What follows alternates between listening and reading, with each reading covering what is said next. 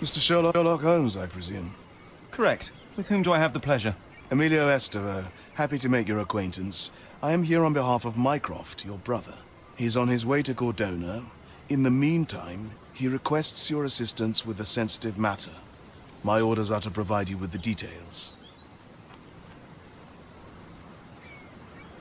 You have my attention, Mr. Estevaux. Mark Ridley, the son of General Arthur Ridley, is being blackmailed. Suffice to say, the compromising material is of a delicate nature. The matter is of no small importance to the Crown, especially given the status quo on Cordona. What about the status quo? The Ottoman population holds a certain animosity towards the colonial rule. It's been this way since we took over the island. General Ridley made concessions with their leaders, but I'm afraid we are still teetering on the edge of open hostility. What does Mycroft want me to do? Retrieve the blackmail material? No, sir, nothing of the sort. Mark Ridley is meeting the blackmailer atop the old city bridge tower. You shall observe from a distance, then establish the blackmailer's identity. Do not attempt to arrest him. We'll handle it from there. Saving the best for yourself? Fine. There is a cafe just over the bridge that provides a good vantage point. Please report to me when you are done. I'll be waiting for you here, and remember, discretion is of the essence.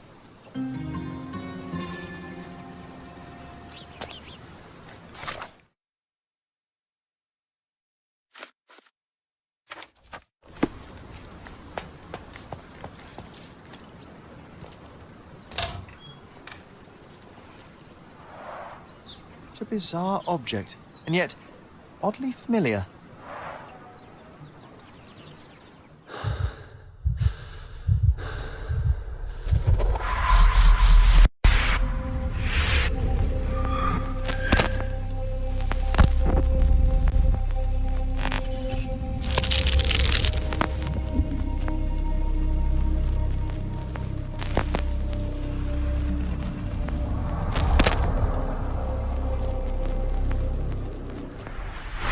Did you just remember something?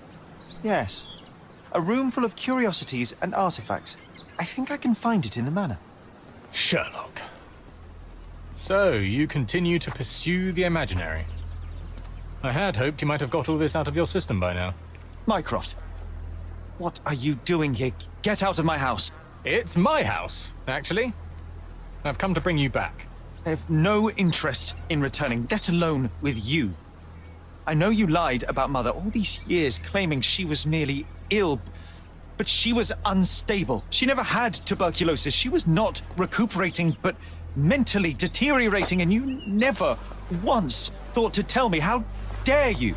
I shall not indulge this petulant tantrum. You can just tire yourself out and then slink back to London with your tail between your legs. Just tell me everything. I'm an adult now. Show me the basic courtesy of an explanation. You know I will find out eventually. The goal was stability, and that's what you got. The right thing for everyone was to try and move on from her passing.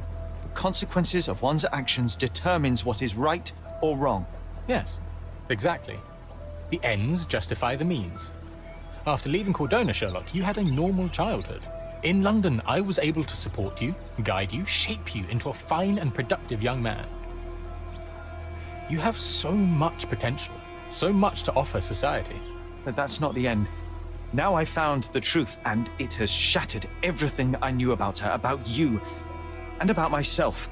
I feel unstable because of you. Your actions were not justified. Lying never is. Oh, grow up, Sherlock. It was a white lie which has as much use in the realm of the interpersonal as the international. It is time you come to accept that some things are bigger than yourself. Oh, you are full of it. You like to pretend you care about the big picture, but it's just an ego trip. You like knowing more than others. You like greasing palms and rubbing shoulders with the rich and powerful. You like having eyes and ears everywhere. The fact it helps the nation is incidental, because all you care about is yourself. It's true. I have agents everywhere, including Cordona. If you weren't so damn stubborn, you'd realize that means I'm only here for you.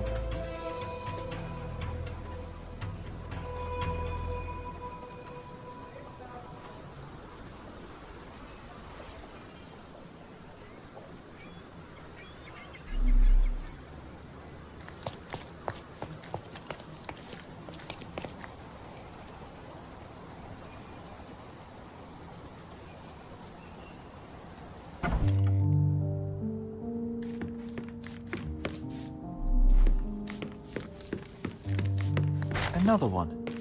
There must be something important behind it. I can feel it.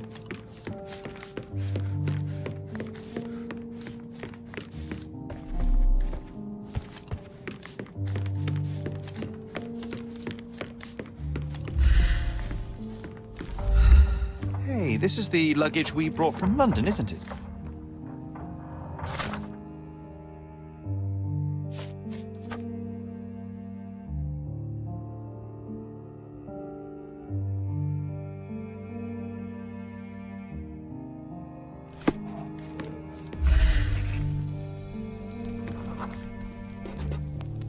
I remember returning home with a pair of perfect sticks. We wanted to turn them into training swords. Oh, that's right. We stood there, frozen, staring at something huge in the main hall.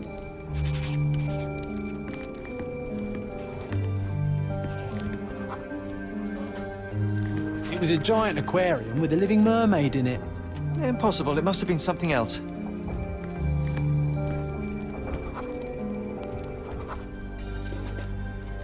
Oh, of course, that mortifying hoax presently taking up space in our front yard. Well, fine. Your memory's better than mine. But I'm sure we started examining it immediately. And someone else was around too.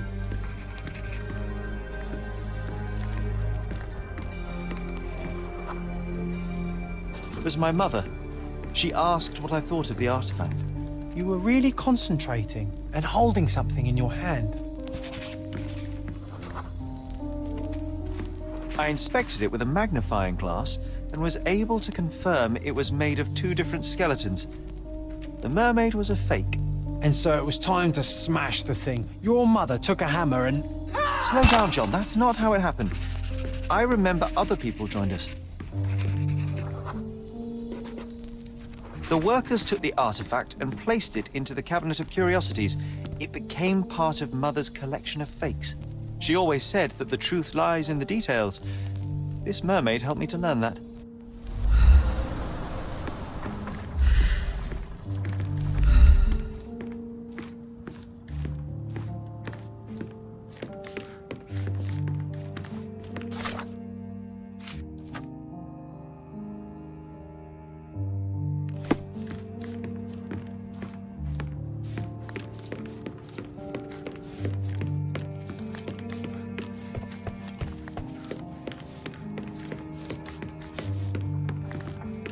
Ah yes, my mother's studio. She was an authenticator, and this was her cabinet of curiosities. I never saw the point. And this one was brought from a German museum. They claimed it belonged to Vikings. Nonsense, of course. Vikings never had horns on their head.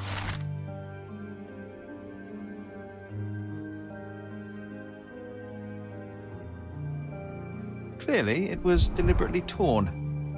I wonder why someone would do that. The Tulpa, Studies in Tibetan Mentalism. An impressive number of bookmarks. Someone was rather obsessed with this subject.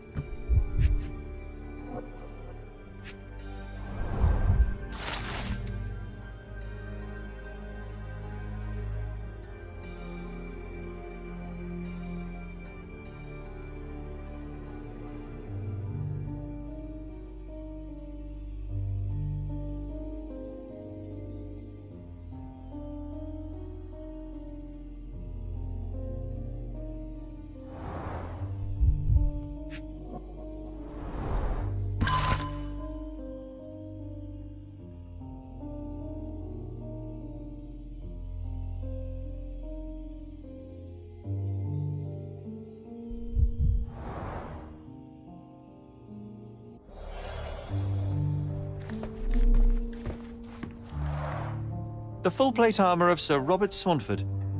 I was told my father won it in a wager. Armor is armor, but look at his sword.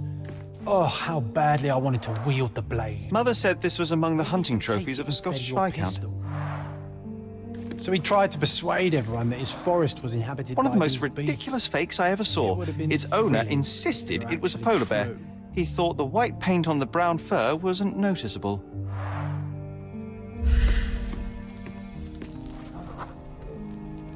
I remember this cozy blanket. It was perfect for Wigwam! Oh, that was a joy to build them.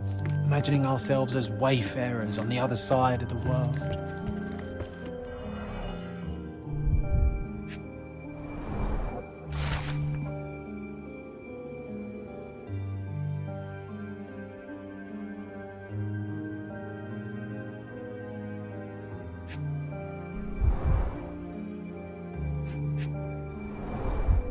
So many calling cards. Mycroft liked to keep useful people at hand. Reliable and driven. I recognize Mycroft's handwriting. Officer Luciano J. Placido.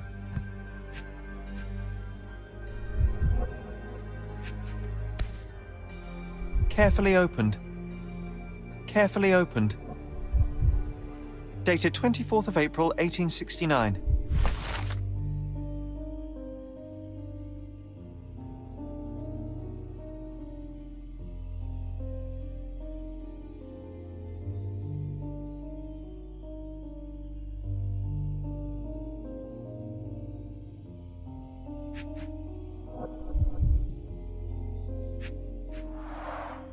This drawer was always closed.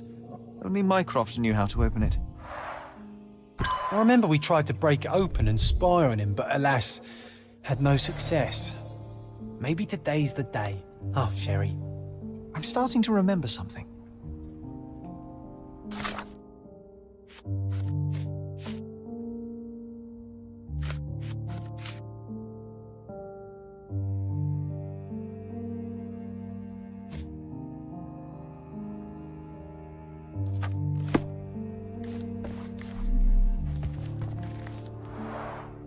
Look, it's Roger. This jolly old man's well preserved. Even looks refreshed. I doubt he drew much interest at the auction. That's for the best. I'd be upset if he fell into the wrong hands. The so-called mummy of a Persian princess. The defrauders did good work, but missed one small detail. It's the mummy of a man. I used this ladder to look at the top shelf, right? On the day of Mother's breakdown upstairs. Right you are, Sherry.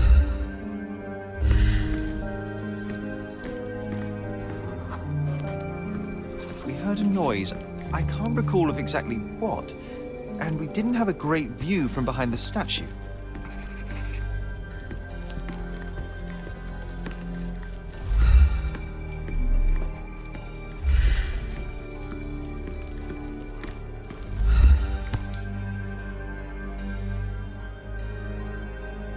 Another fake Holy Grail. Its owner claimed to be the heir of King Arthur. Another fake Holy Grail. Another.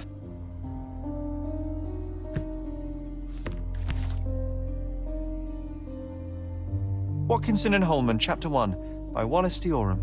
Oh, Mycroft. He always acts so serious, but then reads tripe like this.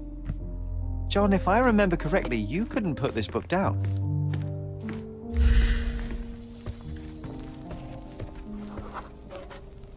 The books and papers from the table somehow ended up on the floor. Now it's coming to the surface. I feel it.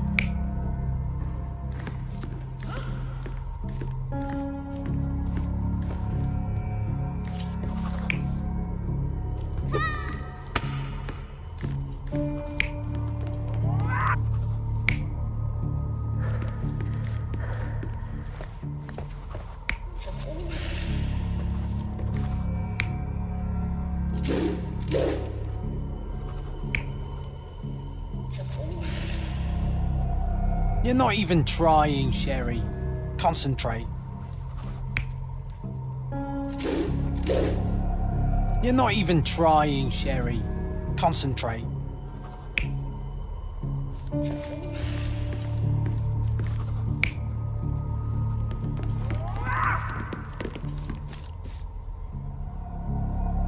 You're not even trying, Sherry. Concentrate.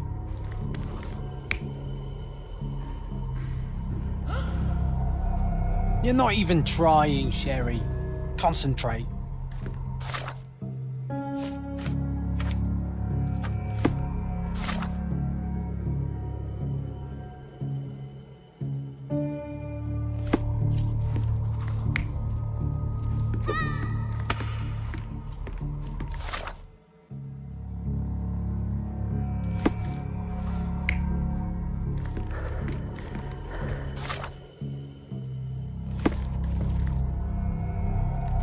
You're not even trying, Sherry.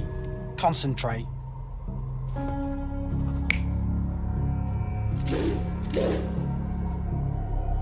You're not even trying, Sherry. Concentrate.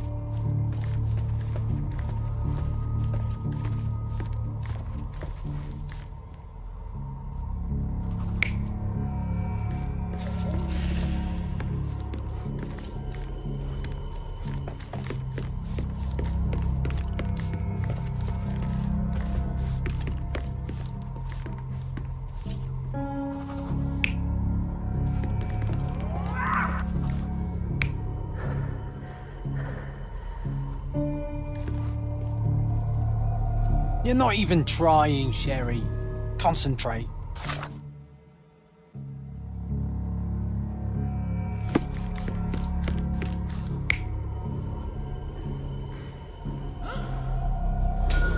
Come on, Sherry. Let's go outside. Wait. Did you hear that? Come here, Sherry. You call this progress? Charlatan, amateur. I'm not letting you anywhere near my mother again. So there was a quarrel between them.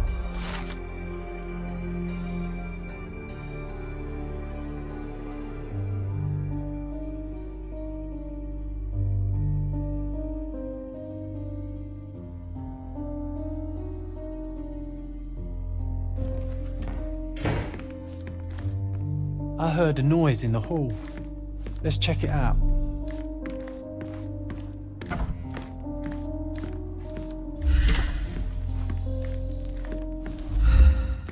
Sherry, look!